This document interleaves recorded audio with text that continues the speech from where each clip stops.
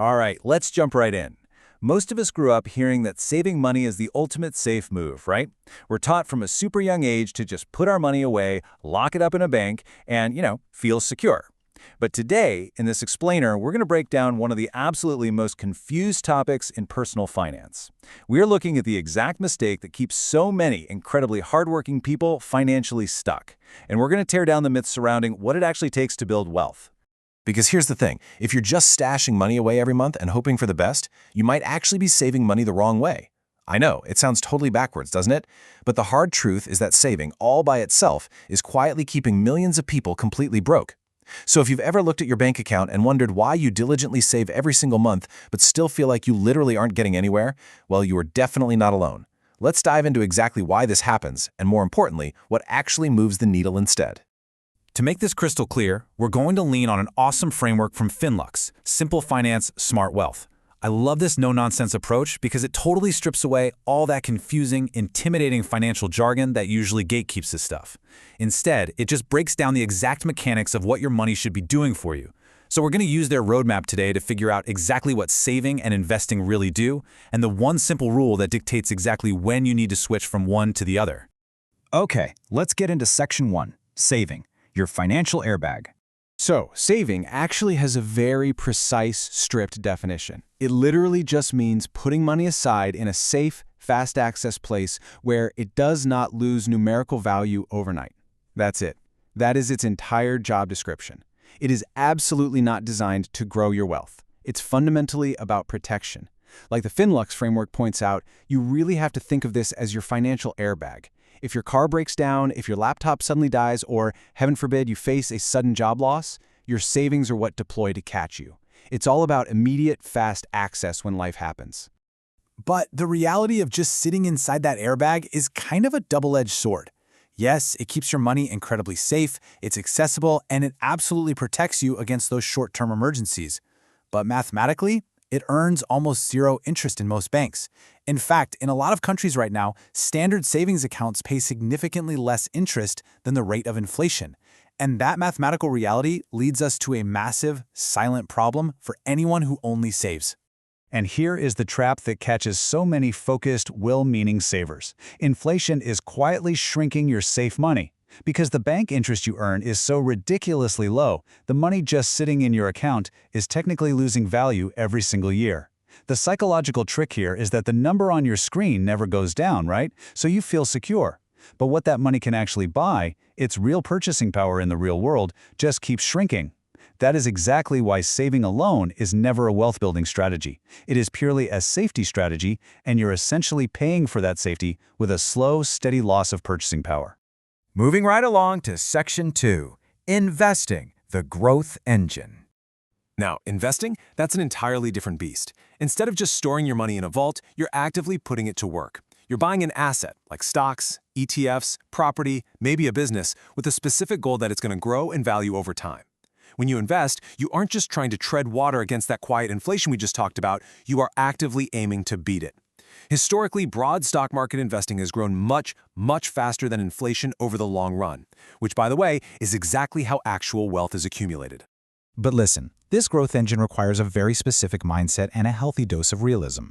While it aims to beat inflation, it comes with a major, unavoidable trade-off. Asset values can, and absolutely will, drop in the short term. Because of this, it requires a long-term commitment. It demands patience and consistency from you. And this is exactly why the golden rule is that you should never, ever invest money that you might need next month for rent or groceries. Remember, saving is the airbag for next month. Investing is the engine for the next decade. To succeed here, you really have to rewire your psychology. Market dips are completely normal. Panic is the glitch. Markets rise and fall all the time. That isn't a flaw in the system, that is simply how growth works. The Finluxe material makes it super clear that the people who actually lose money investing are usually just the ones who panic and pull their funds out early during a dip, not the ones who stay in and ride out the natural, historical waves of the market. All right, Section 3, Saving versus Investing.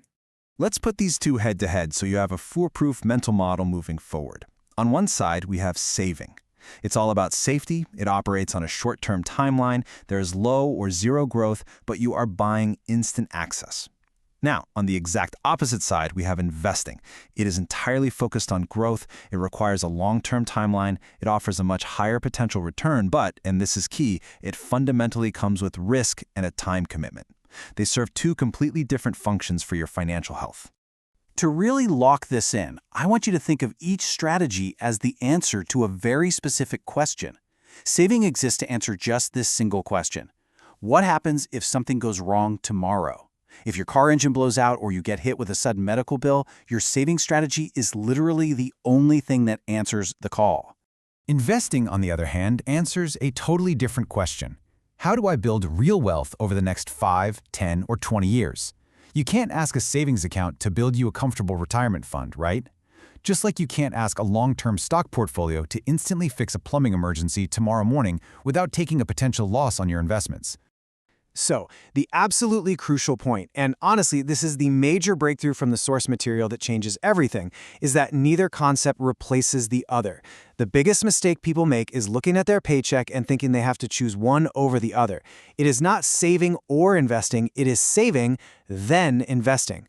One strategy protects you so that the other strategy has the time and the unbothered space to actually grow your wealth. Which brings us to Section 4, the two-step wealth strategy. Here is the exact, actionable order recommended by the Finluxe framework, and honestly, it's the sequence pretty much most financial educators universally agree on. Step 1, build a modest emergency fund first. Just get enough of a cushion covering a few months of basic expenses so that one bad month doesn't spiral into a full-blown financial crisis. Then, step 2, once that specific safety net exists, you flip the switch. You start directing your new money toward investing. This is the exact moment your money stops just sitting there shrinking from inflation and finally starts working tirelessly for you. Now, I know exactly what some of you are probably thinking right now, but I don't have thousands of extra dollars to start investing yet. Well, guess what? You don't need thousands of dollars to start. So many modern platforms today allow you to begin investing with incredibly small amounts. The goal isn't necessarily the size of your very first investment. The real goal is building the habit early. Why? Because time in the market, letting your investments compound over years and decades, is the actual secret ingredient that creates wealth. And that brings us to the core philosophical takeaway from the text today. Save for safety, invest for wealth. If you currently have little to no savings, your mission is simple. Start right there. Build the airbag. But if you already have a safety net built up, you have got to stop leaving all your extra money in a low-interest account. The sooner you understand this fundamental difference, the sooner you can stop feeling stuck in the mud and start actually moving forward toward real financial independence. So saving keeps you safe, but investing is what actually makes you wealthy. We've laid out the roadmap, we've broken down the exact mechanics of both, and we've built the framework for you to follow. The only question left is, now that your money makes sense, are you ready to learn about stocks and put it into action? Take this foundation, keep exploring, and start letting your money work just as hard as you do.